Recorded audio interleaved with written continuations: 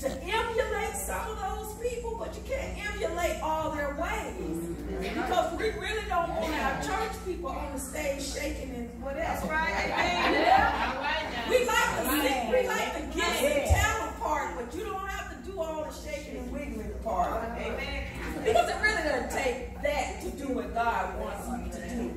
We want you to be people like Oprah Winfrey.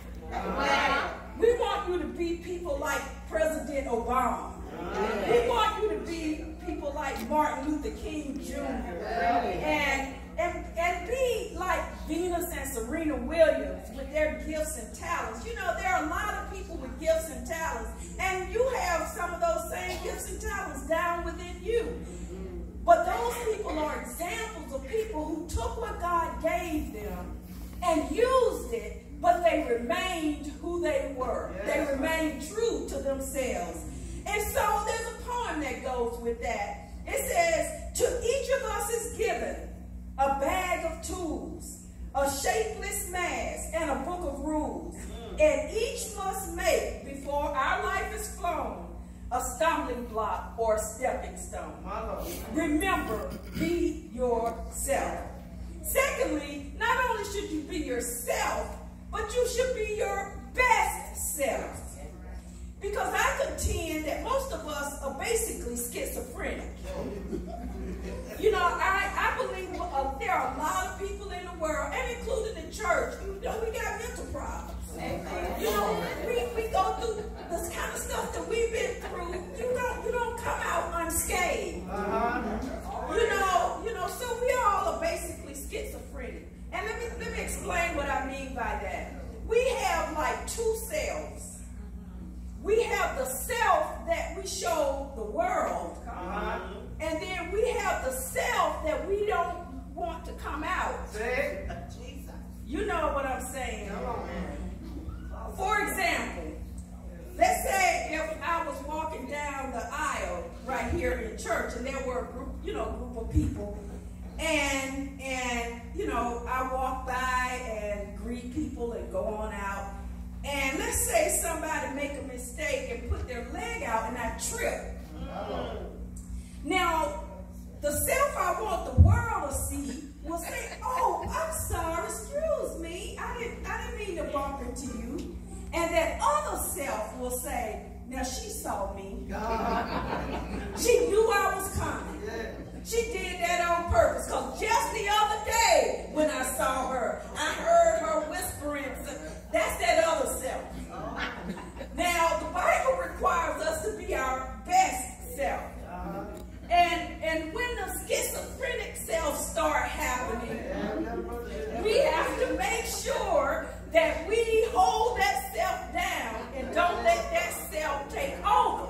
Because some people allow the schizophrenic self to be on display all the time. All the time. Somebody just say all the time. All the time. All the time. That's why I say we got a lot of mental health issues. Because some people can't keep it down. You know, some people's other self just can't stay down. You know, and we understand that because church is where you come to get delivered. So when you find a lot of people with mental health issues in church, this is where they're supposed to be. Because this is where deliverance happens. That's right. This is where deliverance happens. So don't let your other self, you know, talk about them and mistreat them. Just pray for them. Let your best self come out. And so, and it's important to let our best self come out because we don't know who's watching us. Amen. You know, we are modeling and mentoring and being on display for young people who want to be like us. And if we're not careful, they will see that other self and get discouraged. Amen. And so we have to make sure that we are always striving to be our best self.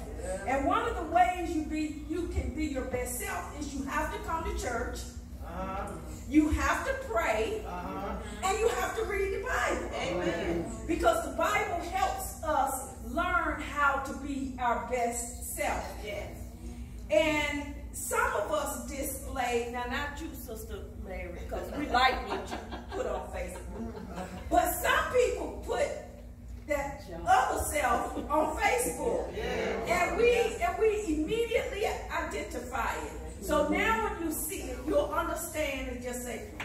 Lord, they have a mental illness.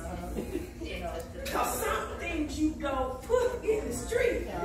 But if they don't know that, if they don't see that modeled, they won't understand that you don't do that. So it's always important to be your best self. And Jesus gave us the Holy Spirit to help us be our best self. Because we can't do it by ourselves. Because if we could do it by ourselves, there wouldn't have been any need for the Holy Spirit to come.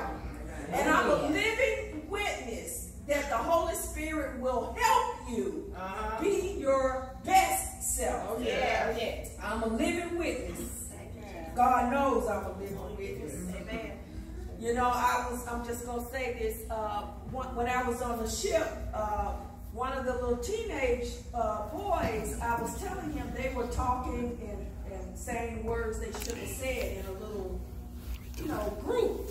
And I stepped up to him and I said, you probably don't want to be talking like that because that could really get you put out of the Navy. So you may want to change the way you're talking. And when I walked away, he said, that little smirk that young people do. He did that to me. And I'm just going to be honest, the other self, it came out. I grabbed him in the collar. I put him up against the bulkhead. And I said, let me tell you something, little boy. I will take all of these medals and things off, and I will beat you down. Don't you ever disrespect anybody else like that. Somebody's parent didn't teach him that. And then, they called me and they said, Chaplain, you can't be doing that. Then the Holy Spirit just came back. I was like, oh yeah, I'm sorry. I said, but you really need to watch it. And that's what I'm saying. So all of us have to struggle with that other self. We struggle every day. So be your best self. Be your best self. And there's a poem that goes with that. It says, if you can't be a pine on the top of a hill, be a shrub in the valley. But be the best little shrub by the side of the hill. Be a bush if you can't be a tree.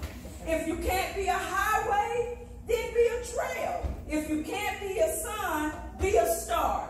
Because it's not by size that you win or you lose, but be the best of whatever you are. So be yourself and then be your best self. And finally, be your best self for others. Because really, we cannot impress God. God is not impressed with us. Amen. We can't impress God. No matter what we do or what we say, we don't impress God. But what God loves is how we treat each other. That's what God loves. We are all responsible to help each other. And we help each other by using our gifts and our talents that were given to us. We don't use those gifts and talents just for ourselves. We use them to help other people. And our responsibility is to share our gifts, our talent, and our time with others. We share it through mentoring, through teaching, through training, through the court system, through encouraging others, and through tutoring others. Help somebody. You can't get through life just trying to help yourself. That's right. Because if you do that, you are a very small package. We are put on this earth to help others. We are put on this earth to feed the hungry, to clothe the naked, to visit those that are in prison, to house the homeless. We are supposed to help each other. And there's a motto that Martin Luther King a song Martin Luther King used to say all the time, sing all the time. If I can help somebody as I pass along, if I can cheer somebody with a word or song, if I can show somebody they're traveling wrong, then my living will not be in vain.